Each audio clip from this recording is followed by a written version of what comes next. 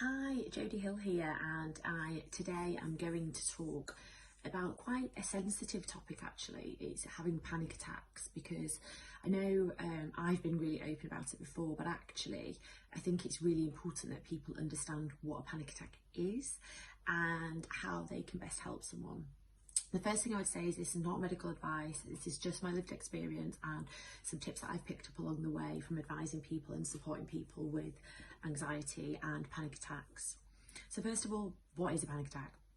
Well, a panic attack is where your body and mind go into a state of panic, effectively. It's a fight or flight mode. And really what happens is it's like a sudden episode of intense fear. You become incredibly sweaty.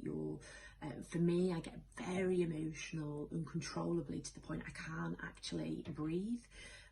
That makes you then feel like you're losing control. It feels like this, or it's reported to feel, I've never had a heart attack, but it allegedly is the same feeling as having a heart attack, and it can escalate. Your thoughts can just be so overwhelming and so catastrophic that you actually feel as though you're not going to get through that panic attack because you can't breathe and because your body is like shutting down. It's incredibly scary. So just kind of some of the physical symptoms then would be the shortness of breath, tightness of chest, sweaty hands. I tend to go into quite a small position, put my head down. It makes me feel, oh, see my roots there, put my head down, and actually it's just trying to get in a safe place so that you can calm down and you can start to regulate your breathing. So that kind of takes me on to how you can help people if you're having a panic attack, some tips of things that I think are really helpful. So if you're having a panic attack, the first thing is to try and focus on the fact that it isn't permanent. They come and go.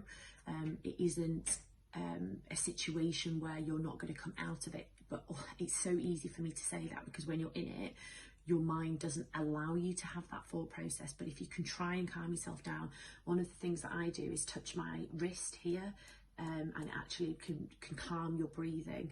I try and practice really long, slow breaths, in through my nose, out through my mouth, really slow it down, because when you start to cry because you're scared, because you can't breathe, you breathe less because you've got less oxygen going in. So it's a vicious cycle really. So it's just trying to work out what's best for you. A lot of people prefer to be on their own when they're having one, because they feel embarrassed, they feel scared, they just need to get through that moment.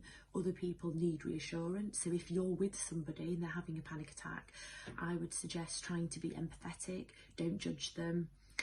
Talk to them in a non-judgmental manner, so asking them if they're okay, telling them that you'll get through it together, encouraging them to breathe with them, and just really being there for them until it passes. It will pass, and then they'll probably feel absolutely exhausted by the end of it. So yeah, it's a really unpleasant feeling, and I still have them occasionally.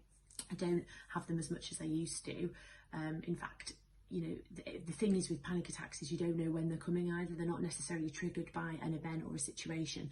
Some people have anxiety attacks which are triggered by specific situations like a crowd or going in public transport or certain traumatic events, but panic attacks can kind of just come from nowhere. It's your body just going like so I really hope this is helpful, and my message to anyone that's suffering with anxiety, please get help. Please don't feel like you're on your own, and try to work out what your safe place is and some coping mechanisms that work for you. And if you're having a lot of anxiety attacks, one of the things I started to do was write down when I was having them and try and see if there's any situations that might be triggering them so that you can support yourself moving forward. I really hope this was helpful. I'm going to do a couple more videos around Anxiety for Mental Health Week, and hopefully by sharing my experience it can encourage people to get help and also show that they're not alone right now, and that actually there is light at the end of the tunnel. It might seem really crap right now, but it does get better, and you can live with anxiety, and it does genuinely impact on your life, but still you can live a fulfilled life and you will get past the really dark times. I hope this was helpful. Thank you.